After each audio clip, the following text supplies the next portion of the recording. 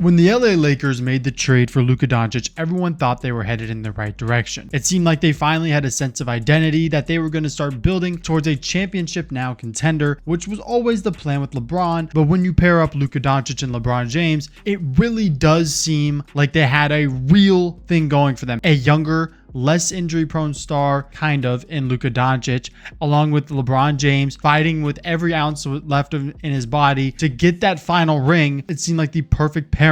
Breakouts from Austin Reeves, Rui Hachimura, and Dorian Finney-Smith playing great level defense with people coming off the bench like Dalton Connect, especially early on in the year, who would give you some good minutes. It really just turned into the LA Lakers were able to be above expectations. And it really did turn into the LA Lakers could win the championship this year, but that didn't happen. It didn't happen. And why didn't it happen? Because they were unprepared for a Minnesota team that had an actual roster on it. And when I say an actual roster, I don't mean, oh, they have better players. Oh, they have better coaching. I'm not saying that. Now, do they have better coaching? Yes. But what I'm saying is they actually have a team that makes sense within the guidelines of a roster construction. They have a real center. They have defense, playmaking, shooting. They have everything that you need to be a dynamic piece in a playoff push. And that's something that the Lakers didn't have. And that brings me to today's topic, that LeBron James is going to kill the LA Lakers. LeBron has been a loyal servant in LA for what feels like,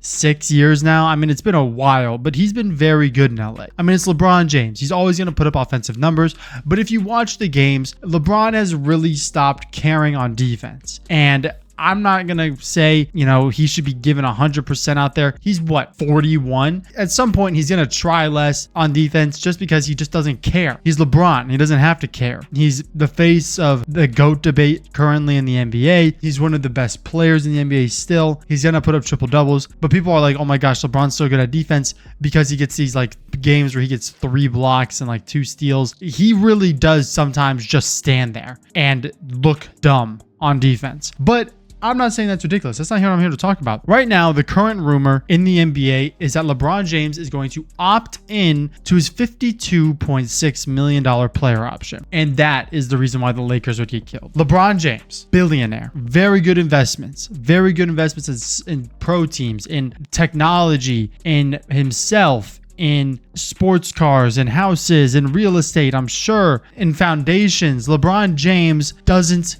need the money. And I wouldn't be campaigning for anyone to do this if they weren't 40 plus or towards the end of their career. All LeBron has to do is accept a contract that is somewhat reasonable for the Lakers to manage, so that way they can go out there and fill out this roster. I expect LeBron to return to LA. That is a given, I'm pretty sure. But what I don't expect, or what I didn't expect, is LeBron to make $52 million. The Lakers would have no money.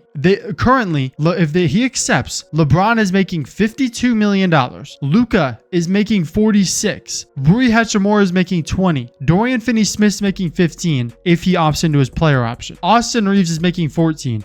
Gabe Vincent's making 11.5. Maxi Kleber's making 11. Jared Vanderbilt's making 11.5. That's just too much money to go around. They don't have the means to then go out in free agency and get that really playable center. It doesn't have to be some all-star. They don't got to go trade for Jokic. They don't got to go trade for Jaren Jackson Jr. or someone like that. They just need someone serviceable, like a Mark Williams, who would have been perfect, but they decided to deny that trade because of a physical. Mark Williams is playing basketball a week later. I'm sure his physical was fine. They just for some reason got cold feet about it for who knows what reason. Who knows why? I don't know why, but it was a dumb decision. And now the Lakers have to deal with what is going to happen to them, which is they're going to regress next year, and I would put money on. I think unless they make a trade centered around Rui Hachimura, Dorian Finney-Smith, Austin Reeves, Gabe Vincent, Maxi Kleber, Jared Vanderbilt, Dalton Connect, all 6 of the guys that I just named, very good trade candidates for the LA Lakers. They can most certainly create a trade for a star level player, but then you run into the same problem that you had last year. There's no depth. There's no depth, zero depth. How are you going to make a playoff push with no depth? The Lakers' depth was already awful. It wasn't good, but now it's just going to get worse. They don't have money. They don't have the means. If they make a trade, it's not going to help them because then they're only going to be more star focused. They're going to be literally a 3-man band. That's it. They're just going to be a 3-man band. There's nothing good that's going to come out of LA when your best player,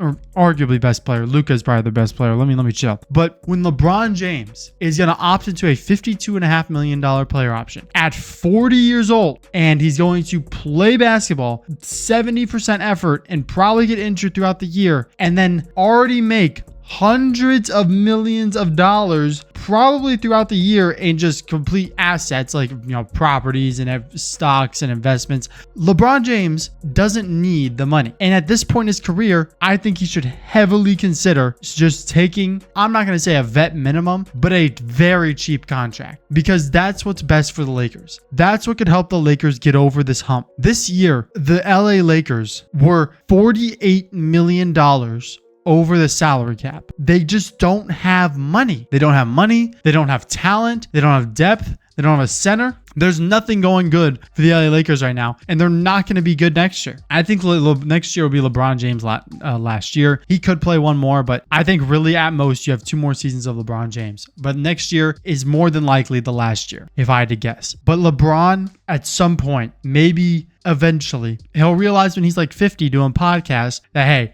maybe I should have taken a vet minimum deal with the Lakers in my last year, because you don't need the money. What does LeBron James need the money for? I'm not saying $50 million is a lot of money. Like, you can do a lot with $50 million.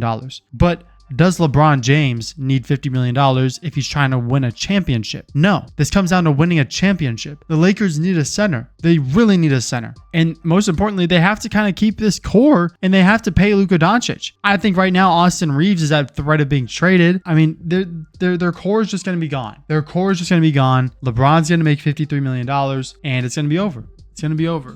And that's just something that Lakers fans are going to have to live with, because LeBron James is too good to take less money. I feel like there's a lot of veterans out in the world that would take less money, but I guess when you have the name and image of LeBron James, it doesn't matter what kind of money you have or what kind of money you strive to make. You just take what's best. And can you blame him? Kind of, not really, but it doesn't make sense. He doesn't need the money, but he's going to, of course, make $53 million next year. The Lakers are going to be stuck in the same spot. They're going to have no depth, and they're probably going to finish top 5 in the West and lose in the first round of the playoffs again in humiliating fashion, because Luka Doncic and LeBron James can't do it all. That's my take on LA. I really do think that it's just going to be a downhill battle from here on out. Appreciate you guys for watching as always. And yeah, let's go.